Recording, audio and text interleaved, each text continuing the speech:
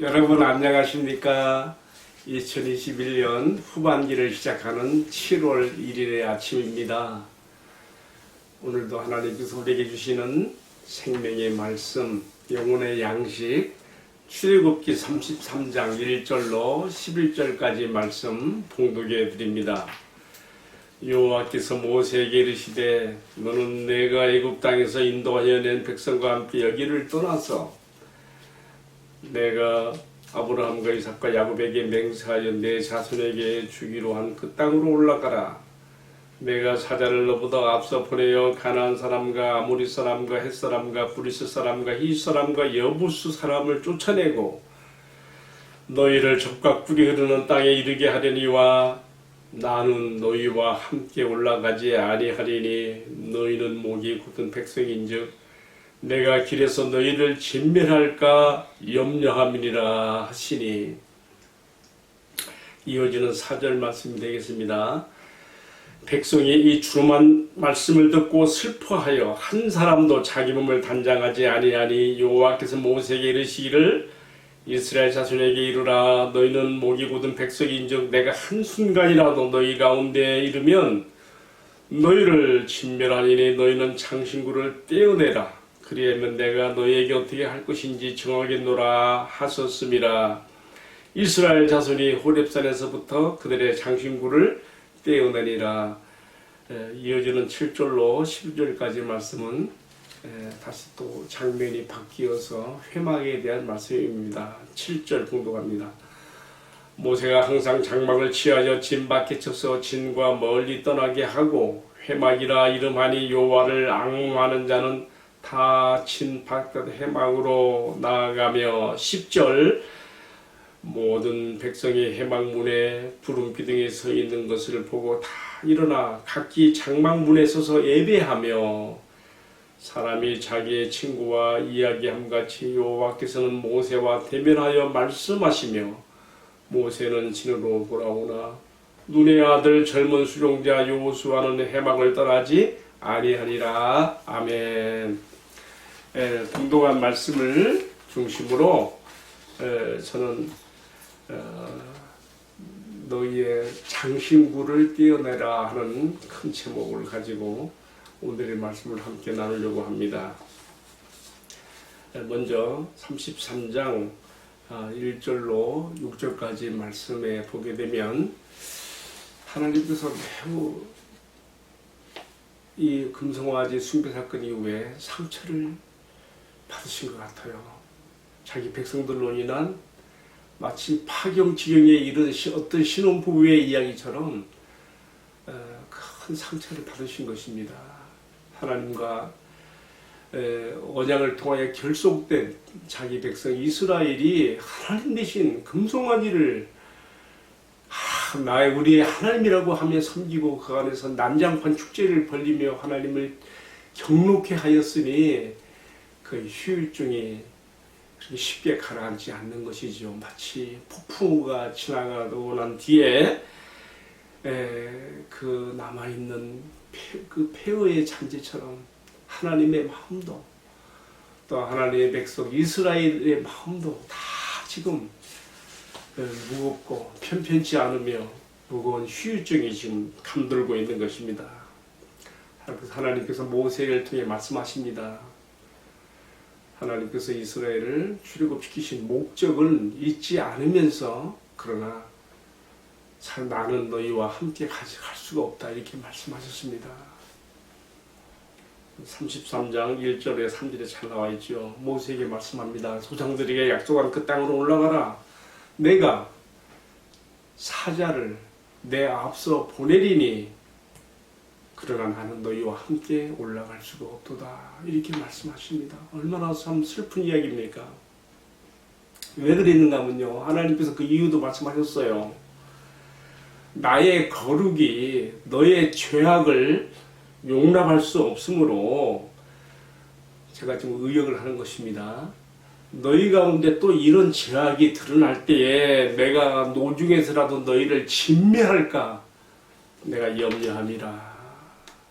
그러니까 하나님께서 하나님 자신을 위해서라기보다 그 이전에 하나님의 백성들을 하나님께서 그의 거룩하신 그의 속성이 침해당할 때 반응할 수 있는 그 진멸하심이 나타나지 않게 하기 위해서 백성들을 위해서 이렇게 적당한 거리를 내가 뛰겠다고 하시는 것이죠. 여러분, 우리가 금송아지 숭배 사건에서 보게 되는 것처럼 내 사욕, 나의 욕심대로 하는 것이 하나님에게서부터 오는 모든 좋은 것들을 가로막고 무엇보다도 하나님과 함께하는 그 친밀함, 영적 친밀함, 그 안에 평안이 있고 내 삶에 만족이 있고 기쁨이 있는 것인데 이런 것들이 다 상실돼 버리게 한다는 것에서 우리는 쓰라린 교훈을 받습니다. 하나님께서 지금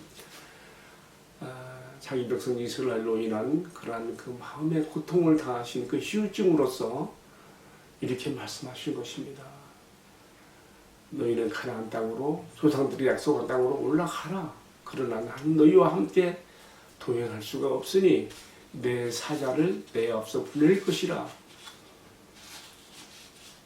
이 준엄한 말씀을 듣고 백성들이 모두 슬퍼했다 그랬어요. 33장 4절에 나오지요. 백성들이 모두 슬퍼하며 한 사람도 오늘날로 말하면 화장, 자기 몸을 단장하는 것을 하지 않았다 그랬어요. 하나님을 슬프게 해드렸다는 이러한 각성과 회개의 자세가 정말 어떤 면에서 하나님을 마음을 조금이나마 누그러뜨리고 귀하게 보시게 한 것 같아요. 그래서 하나님께서 말씀하십니다. 너희는 너의 장신구들을 떼어내라. 그리하면 내가 그 후속 조치를 말하겠다. 방금 전에 내가 너희와 함께 갈 수 없다. 내가 노중에서라도 너희를 다시 진멸할까 내가 염려함이라. 나 갈 수 없다. 거리를 띄우겠다 하셨는데 백성들이 아무도 단장하지 않고 자기 모두가 다 이렇게 자숙하는 모습을 볼 때에 하나님께서 이렇게 특별한 말씀을 하신 거예요. 너희의 장신구들을 떼어내라. 그리고 내가 그 다음에 할 일을 내가 말하겠다. 참, 우리 하나님께서도 이렇게 어떤 이렇게 주장을 펼치셨다가도 우리의 그 자세를 보시고 또 그 마음을 이렇게 변화시켜 나타내신 것을 보게 됩니다. 너무 가까이 있는 하나님의 숨결을 하나님의 백성과 하나님 사이에서 우리가 이렇게 좀 배우는 것이에요. 자, 여러분, 근데 여기서 하나님께서 떼내라고 하신 그 장신구가 뭘 말하는 것일까요? 오늘날로 말하면 귀걸이, 팔찌, 목걸이, 반지 등과 같은 액세서리들을 말하는 것이죠. 자, 이런 것들이 어디서 났을까요? 이스라엘 백성들이 애굽에서 나올 때 애굽인들로부터 이런 것들을 많이 받아갖고 나온 것이죠. 중요한 것은 어디 있는가 하면요, 하나님께서 이 장신구들을 떼내라 하는 그 말씀 속에는 뭐가 들어있느냐, 이런 장신구들에는요 어떤 그 문화의 정신이 깃들어 있는 거예요. 애굽의 우상 문화에 혼이 깃들어 있는 그 장신구들을 몸에 지니고 걸고 달고 다니면서 그들은 아직까지 애굽의 잔재와 속성을 벗어나지 못했던 것이죠. 그래서 금송아지 같은 우상 숭배를 그들은 이렇게 만들어냈던 것이죠. 하나님께서 염려하시는 마음으로 말하는 것입니다. 이런 것들을 다 떼어내라. 장신구에 묻어서 같이 들어와 있는 애굽의 우상 문화의 혼을, 정신을 없애버려라. 그 말씀이죠. 저는 우리 이 말씀을 묵상하다가 문득 이 출애굽 시대보다 훨씬 그 이전, 바로 이스라엘의 조상 야곱의 시대에 똑같이 이런 장신구들을 처리하고 나서야 가나안으로 올라가는 애굽 가족의 이야기가 생각났습니다. 창세기 35장 1절 5절의 말씀 보게 되면 야곱과 그의 가족이 바단 아람에 가서 21년을 보낸 후에 큰 자산을 이끌고 가축대와 큰 가소를 이끌고 가나안 땅으로 들어오는 과정에서 형 예서를 만나서 어려운 문제를 해결하고 난 다음에 이상하게 아버지 야곱이 아버지 이삭이 기다리고 있는 헤브론으로 가지 않아요. 어디로 갔습니까? 이방인들이 살고 있었던 세겜 땅으로 갔어요. 거기서 그냥 일시 가축대를 몰기에 힘들었으니까 일시 그냥 정착했다가 다시 또 갔다 한번 물르겠는데 그렇지 않았어요.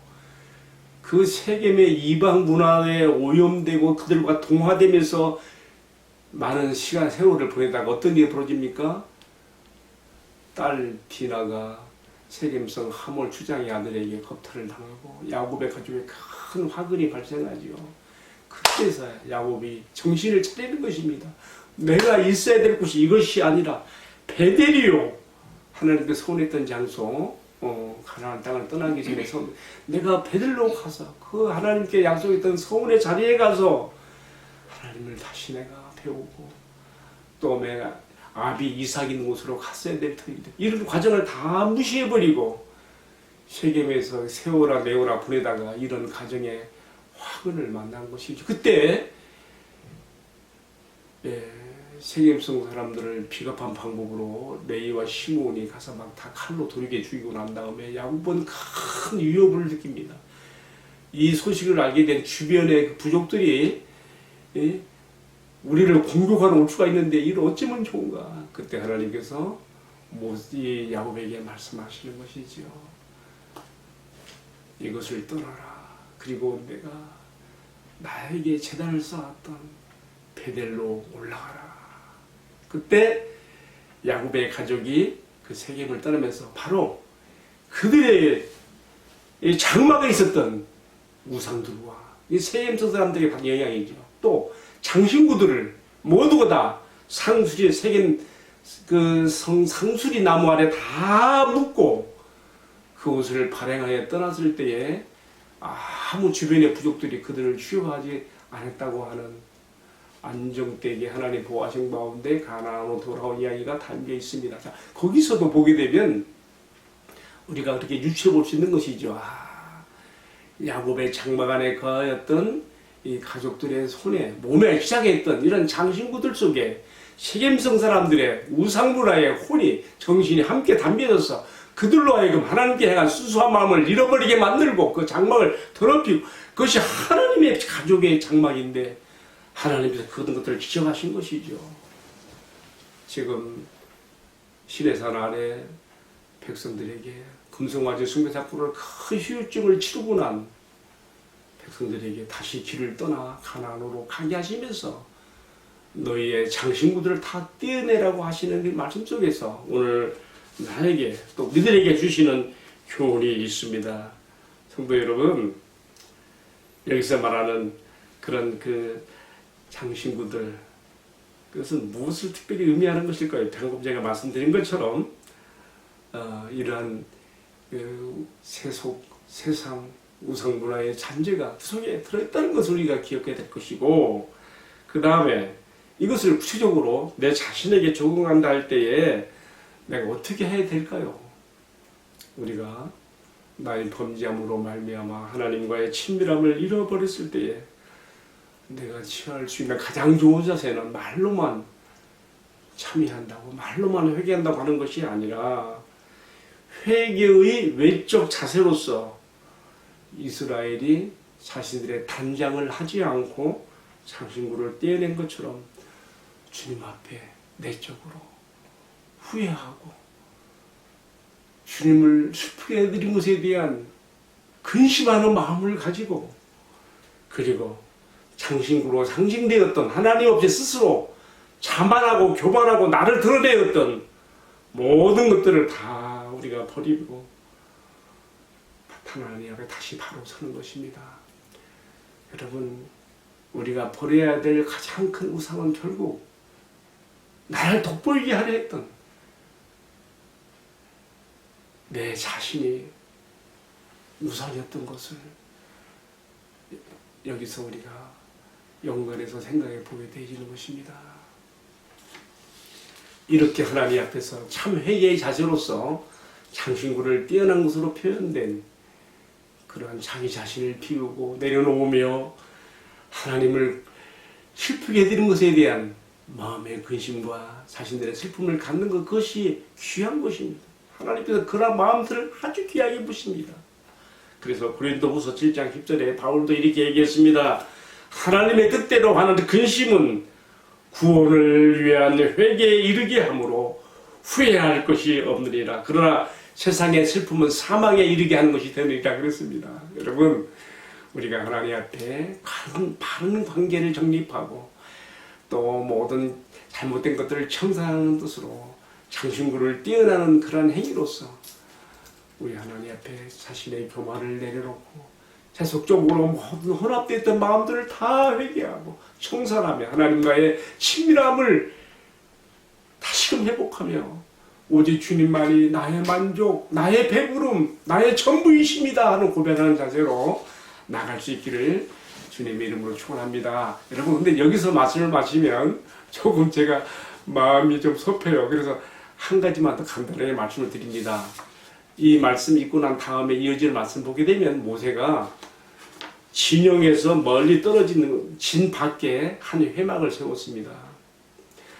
근데 그 회막이 아주 특별한 회막이에요. 뭐냐면 이 회막이 이스라엘 전체를 좌우하는 하나의 중심 소소가 되고 있거든요. 본래 이스라엘이 시내산 아래에서 진영을 이루었을 때에 아직 성막이 만들어지기 전이기 때문에 모세가 진영 밖에 이 회막을 세웠던 것 같아요. 그런데 중요한 것은요, 모세가 이 회막을 하나님과 만나는 장소로서 기도의 처소로서 사용했다고 하는 점입니다. 오늘 본문의 말씀에 특별히 그 점을 강조해요. 왜냐하면요, 하나님의 구름기둥이 성막에만 임하는 것이 아니에요. 성막과 별도로 떨어져 있는 진 밖에 세운 이 회막에도 하나님의 구름기둥이 임하며 임재 표시로서 그렇게 구름기둥이 임하면서 모세가 하나님과 대면하여 이야기하는 처소라고 가르치고 있거든요. 그리고 백성들이 모세가 이 회막으로 갈 때에 정말 주님을 앙모하는 자들은 모두 다 자신들의 장막을 밖으로 나와서 모세를 바라보며 모세에 대한 하나님께서 세운 지도력의 그 존경심을 표시했다 그랬거든요. 굉장히 회막이 중요한 곳이죠. 자, 저는요, 오늘 우리에게도 이처럼 기도의 처소로서 회막이 필요하다는 것을 강조하고 싶습니다. 모세가요, 성막을 어떻게 세울 것인가에 대한 성막의 그 설계도, 디자인, 이런 모든 지시들은 시내산 위에 올라가서 받았지만요, 십계명에 부속된 모든 율례의 말씀들은요, 여기 회막에서 받았어요. 회막에서 하나님께로부터 말씀을 받았어요. 오늘 마지막 구절에 보게 되면 그렇게 써 있죠. 사람이 자기 친구와 이야기함 같이 여호와께서 모세와 대면하여 말씀하셨다. 여러분, 그렇다면 모세가 하나님을 직접 본 걸까요? 페이스 투 페이스라고 표현되니까 마치 얼굴을 직접 본 것처럼 우리가 오해할 수 있는데 그렇지는 않아요. 이어지는 말씀에 보게 되면 모세가 백성들을 인도하면서 받은 상처와 고통 때문에 위로를 받고 싶어서 하나님의 영광을 보게 달라고 기도하기요. 그때 하나님께서 나를 보고 살 자가 없다. 33장 20절에 나오지요. 나를 보고 살 자가 없다 하면서 하나님의 영광을 지나가게 하시면서 등만 보이셨거든요. 우리가 이런 말씀에 근거해 볼 때에 모세가 회막에서 마치 사람이 친구와 얘기함 같이 모세가 하나님과 대화했다고 하는 것은 얼굴과 얼굴을 마주하여 대화했다기보다는 하나님께서 꿈으로나 환상 같은 간접적인 방법을 쓰지 않으시고 모세에게 직접 말씀을 주셨다는 것으로 우리가 이 본문을 우리가 이해하게 되는 것이죠. 이제 오늘의 말씀을 제가 마치면서요, 중요한 것은요, 우리가 우리 마음을 빼앗는 것이 많은 이 세상 가운데서 번잡하고 번거로운 이 세상에서 모세가 한 회막을 진밖에 만들어서 하나님과 독대하고 대면하여 기도하며 하나님과 교제하고 하나님의 말씀을 들었던 장소로 삼았던 것처럼 오늘 우리에게도 이러한 회막이, 기도의 처소로서의 회막이 있어야 되겠다는 것입니다. 그것이 시간적으로, 장소적으로 그렇게 하나님 앞에서 있어야 된다는 것을 강조하며, 또 한 가지는요, 모세의 시종으로 일했던 여호수아가, 모세는 자기 어떤 이 본업 때문에 진영으로 돌아갈 때에도 여호수아는 계속해서 회막을 지켰다는 말씀이 나오고 있는데, 그것은 그가 모세의 그러한 영성을 계승하였다는 것을 여기서 우리가 유추해 볼 수가 있습니다. 여러분, 나에게도 여호수아처럼 하나님의 사람들이 가졌던 그 영성을 내가 계승하고, 내가 또 이 영성을 관리할 수 있는, 나를 관리할 수 있는 영적 기도에 하나님을 대면한 자세로서 이 회막의 중요성, 오늘 말씀에 다시 한번 강조드리는 바입니다. 기도하겠습니다. 주님, 모세가 진영의 한복판 중심이 아닌 진영 밖 한적한 곳에 회막을 설치하고 그곳에서 주님을 만나며 백성을 이끌어가는 지도력과 또 자신의 영성을 관리하며 주님 앞에 세움받은 자리에 충성했던 것처럼, 오늘 저도 주님과의 친밀함을 잃지 않으며 이 번잡한 세상 속에서 주님과 교제하는 나의 영성의 관리와 또 기도의 처소로서의 이 회막을 꼭 가질 수 있도록 은혜를 베풀어 주옵소서. 이 말씀을 시청하고 함께 기도하는 모든 시청자들에게도 동일한 은혜를 나뉘어 주옵소서. 존귀하신 우리 주님 예수 그리스도 이름 받들어 기도 올리옵나이다. 아멘. 네, 마쳤습니다. 감사합니다.